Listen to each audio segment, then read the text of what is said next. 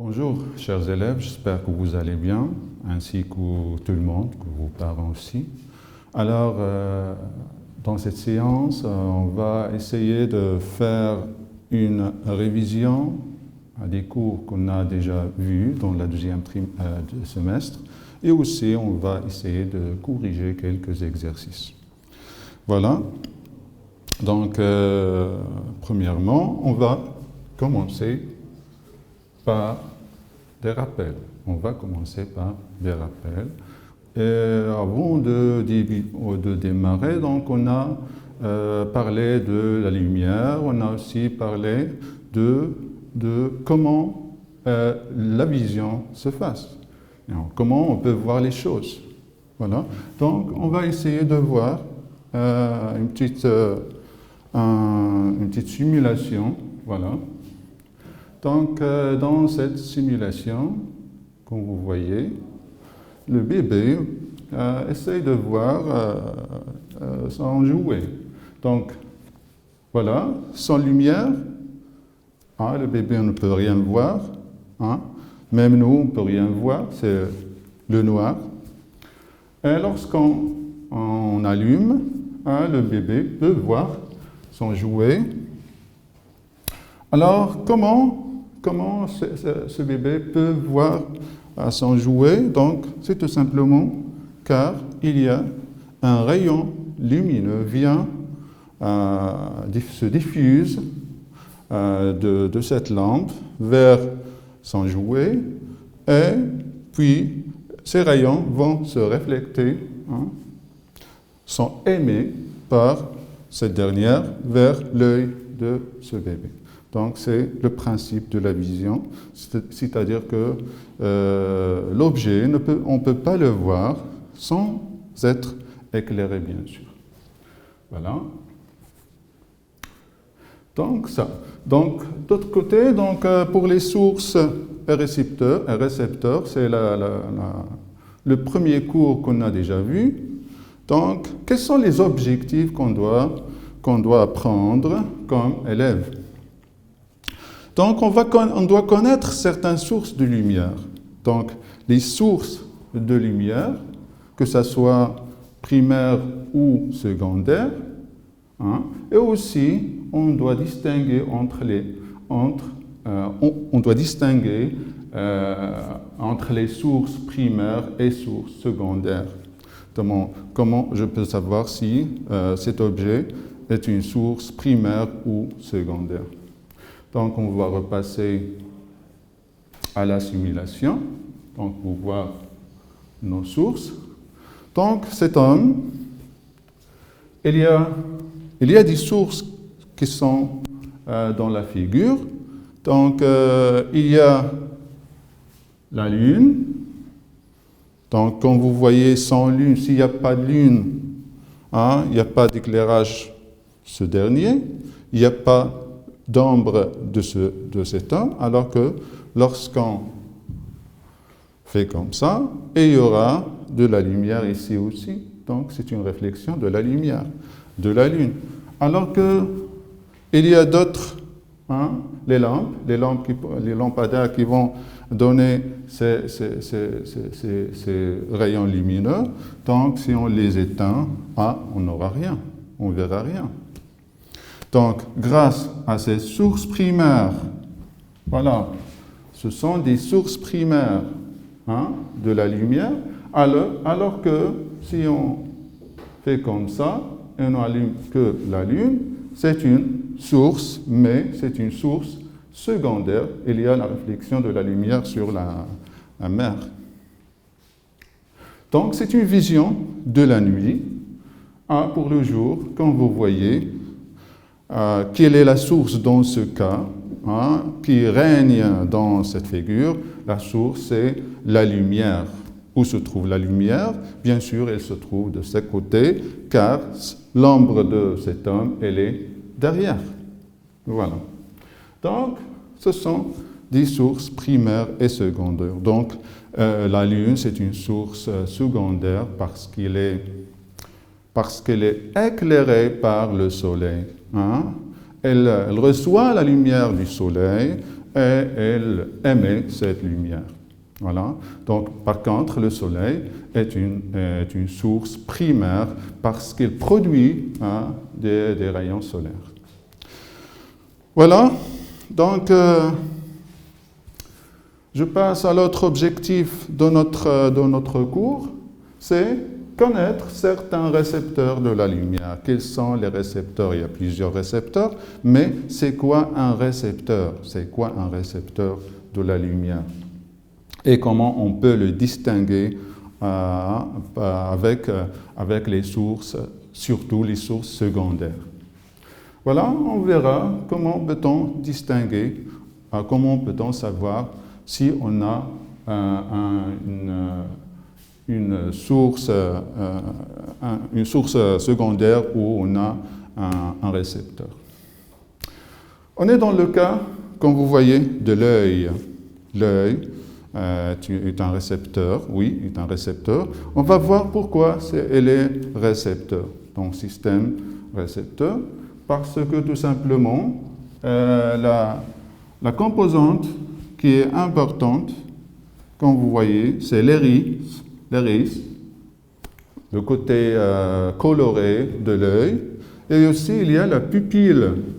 La pupille, c'est le trou noir qui se trouve à l'intérieur. Donc, en plein jour, on voit ça. Voilà le pupille qui est petit. Alors que dans la nuit, quand vous voyez, la pupille devient plus grande. C'est-à-dire que cet œil, elle est très sensible à la lumière. Et ce n'est pas la pupille qui devient plus grande, mais l'iris, voilà, cet iris, qui est la partie colorée, se dilate. Voilà. Donc, on peut dire dans ce cas que l'œil est un récepteur de la lumière, car il s'influence en présence de cette lumière. Voilà, donc c'est tout pour le premier cours. Donc, passons au deuxième cours. Le deuxième cours est intitulé « La dispersion de la lumière ». Voilà, les lumières et les couleurs. C'est quoi la dispersion? Donc, toujours, on pose cette question. C'est quoi la dispersion? Et le but et le objectif de ce cours, c'est de connaître le phénomène de la dispersion de la lumière blanche et sa composition. Donc, je dois connaître c'est quoi la dispersion de la lumière blanche et quels sont ses constituants de la lumière blanche. Le deuxième objectif, c'est de savoir que la lumière monochromatique ne se disperse pas. C'est-à-dire qu'on doit savoir tout d'abord c'est quoi une lumière monochromatique et pourquoi elle ne se disperse pas.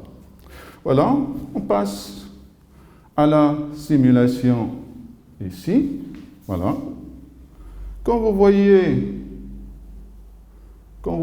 ici, on a une source de lumière blanche. Voilà, source de lumière blanche. On met un prisme en face. Les rayons lumineux, la lumière blanche arrive au prisme. Voilà. Et qu'est-ce qu'on voit? On voit les couleurs. On avait seulement la lumière blanche, et maintenant on voit les couleurs. C'est-à-dire que la lumière blanche s'est dispersée en plusieurs couleurs. Donc, la lumière blanche se disperse à travers un prisme pour donner plus ou moins qui sont visibles les sept couleurs sont classées du rouge jusqu'à violet. Donc, le rouge, orange, jaune, vert, bleu, indigo et violet. Donc, ce sont le spectre de la lumière blanche. On les appelle le spectre de la lumière blanche. Dans ce cas, lorsqu'on a une source de lumière blanche, si on n'a pas la lumière blanche, et on commence par la lumière violet. Je fais la même la même démarche, la même expérience, et je verrai que cette lumière violet, lorsqu'elle arrive au prisme, elle a resté violet. Donc, ce couleur ne s'est pas dispersée. Voyons une autre couleur pour voir si c'est une occasion seulement. Donc, je passe au vert. Je passe au vert, voilà. Ouais. Voilà, donc ça ne marche pas. Si c'était violet, si c'était rouge, il y aura la même chose. Donc, la lumière rouge arrive au prisme et ne se dispersera jamais. Donc, on appelle cette lumière qui se forme d'une seule couleur, on l'appelle lumière monochromatique, c'est-à-dire une seule couleur. Voilà pour cette partie.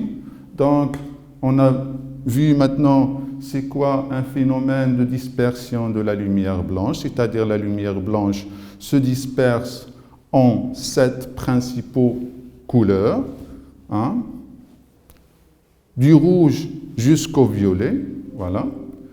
Et on a pu savoir, on sait maintenant c'est quoi la lumière monochromatique. Voilà.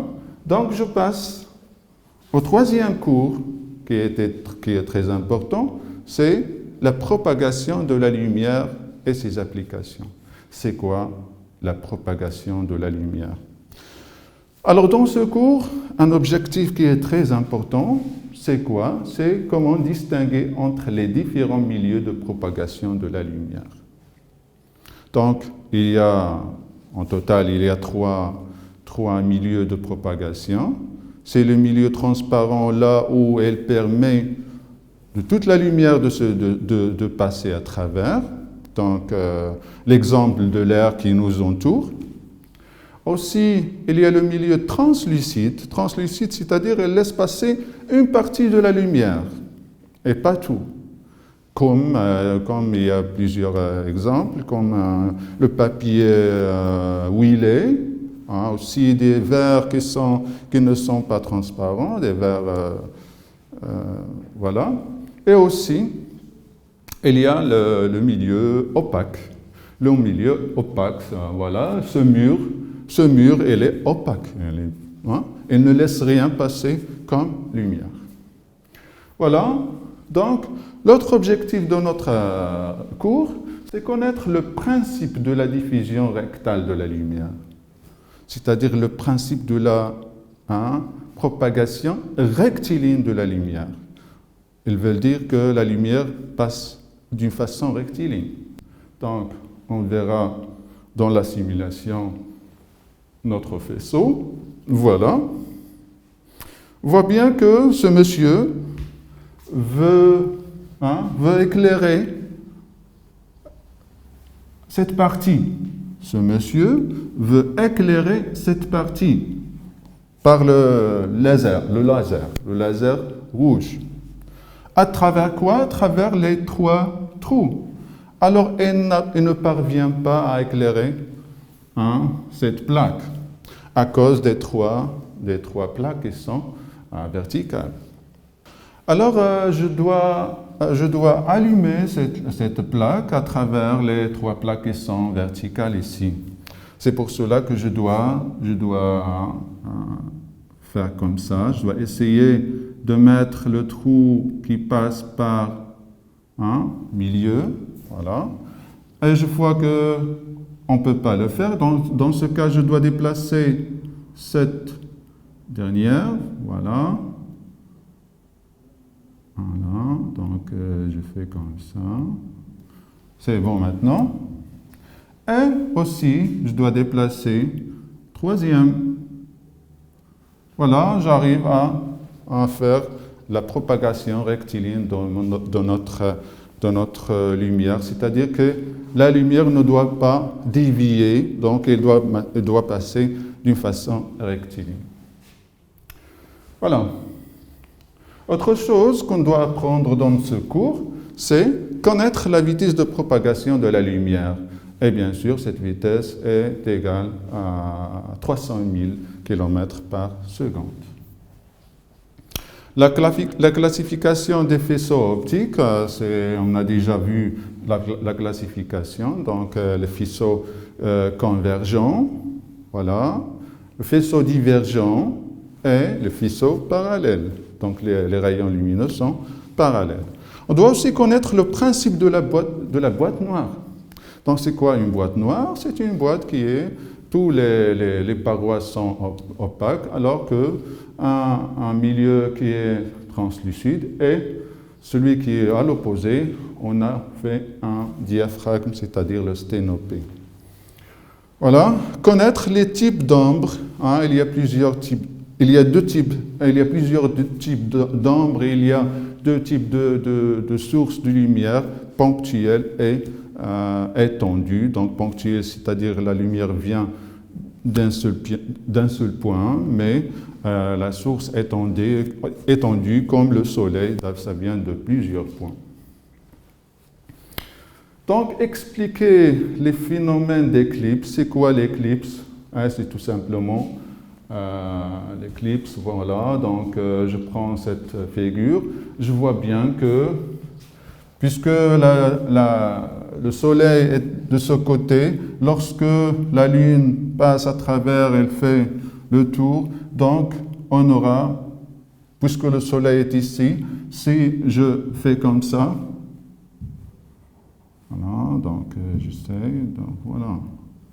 Donc, je dois arrêter la lune pour avoir un éclipse. Si la lune est ici, dans ce côté, alors elle va faire un éclipse solaire. Et s'il est dans ce côté, côté inverse, c'est une éclipse lunaire. Voilà. Donc, c'est tout pour ce rappel. J'espère que vous avez bien compris les notions de ce cours. Donc, je commence mon premier exercice. La première question, c'est répondre par vrai ou faux. Est-ce que la phrase est vraie ou faux? Donc, on a un faisceau lumineux est un gros rayon lumineux. Est-ce que le faisceau lumineux, c'est un rayon lumineux? Impossible, puisque le faisceau lumineux, c'est l'ensemble des rayons, et non pas un grand rayon. On ne peut pas dire grand rayon. Donc, la première phrase est tout simplement fausse. Donc, c'est faux. Un corps qui produit et diffuse la lumière est une source de lumière primaire. Elle produit et elle diffuse. Hein? Donc, c'est une source de lumière primaire parce qu'elle a elle-même, cette source elle-même, elle a la lumière et elle la diffuse. Voilà, donc c'est vrai. Un objet noir, l'objet est noir,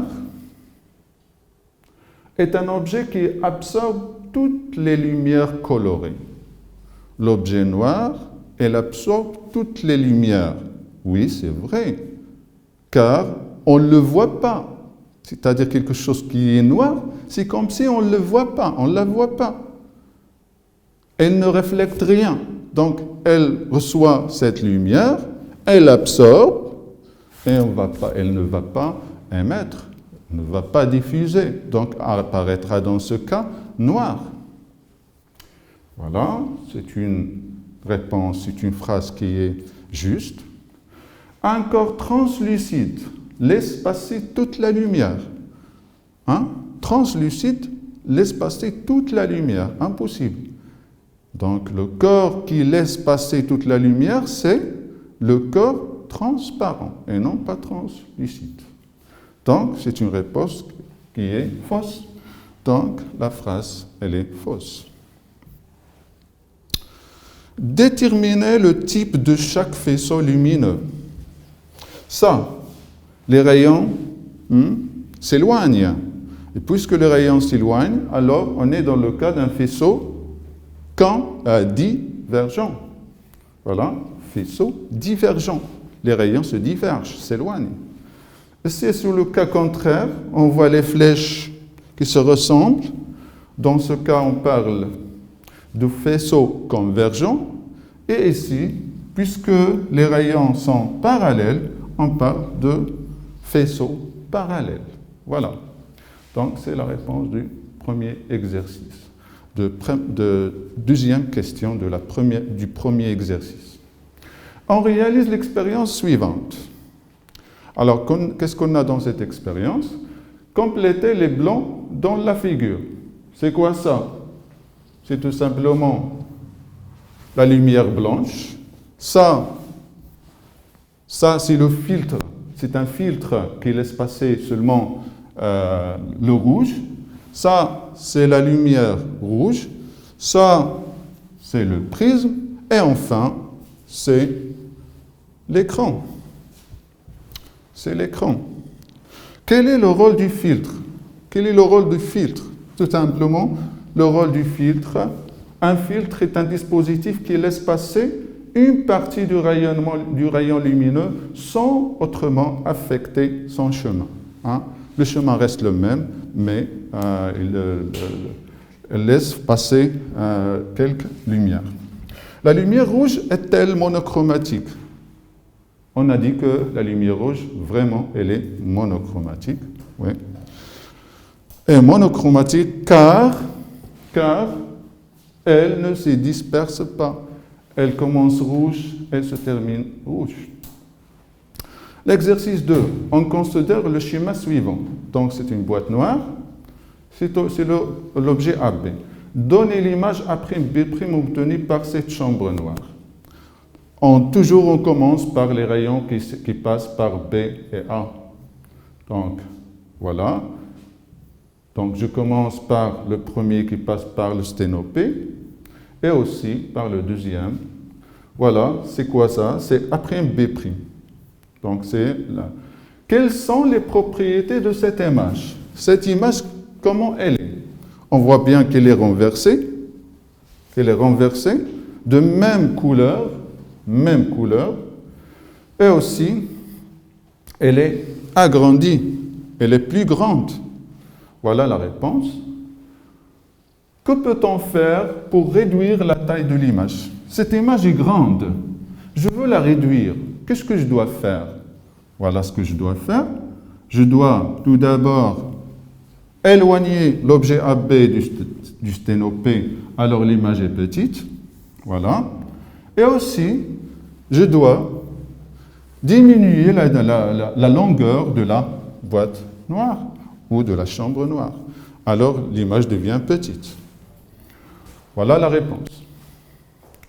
Quel rôle joue le diamètre du diaphragme? Le diamètre joue sur quoi? Sur la netteté de l'image. Voilà. Plus le diamètre est petit, l'image est plus nette. Voilà. Est plus claire et plus nette. Je passe au troisième exercice. Une sphère opaque placée devant un écran est éclairée par une source ponctuelle. Tracez les rayons de lumière qui délimitent la sphère. Voilà. Je commence. Je fais ça. C'est ça la réponse. Donc, la lumière, la source de lumière. Voilà l'objet. Et on va tracer les lumières. Voilà ce qu'on voit sur l'écran. Ça. Désignez sur le schéma les zones suivantes. Zone d'ombre. Où est la zone d'ombre? C'est ça. La zone d'ombre. Ombre propre. C'est ça. Voilà l'ombre propre. Ombre portée, c'est ça. Elle se trouve et c'est porté sur l'écran. Et aussi la zone éclairée, toute la zone, d'ici jusqu'à ici et d'ici jusqu'à ici, ce sont les zones éclairées. Alors, un observateur placé derrière l'écran perce deux trous. Il a percé deux trous. Le premier permet de voir toute la source et le deuxième ne permet de rien voir. Voilà. Donc, je dois placer la première. Donc, voilà T1. Elle peut voir toute la source. Voilà. Donc, l'observateur peut voir toute la source. Et la deuxième, où elle doit être? Elle doit être ici. Voilà. Car elle ne voit rien de la source. Donc, c'est la réponse. Quatrième et avant-dernière, où faut-il placer une petite figurine pour qu'elle ne soit pas vue par aucun observateur? Observateur 1, observateur 2. Où je dois poser une figurine, un objet, pour qu'on ne voit pas cet objet par ici ou par ici. Qu'est-ce que je dois faire? Je dois tracer, voilà, les rayons qui délimitent. Et voilà, ici, je dois tracer les rayons qui se délimitent. L'intersection, c'est ici qu'on doit poser la figurine. C'est l'intersection entre les deux faisceaux lumineux. C'est ici. Donc, la figurine doit être placée dans la zone d'intersection des deux faisceaux lumineux issus des deux trous. C'est la zone verte. Voilà. Voilà, c'est tout pour aujourd'hui. Je vous remercie. Surtout, restez où vous êtes. Restez chez vous. Merci.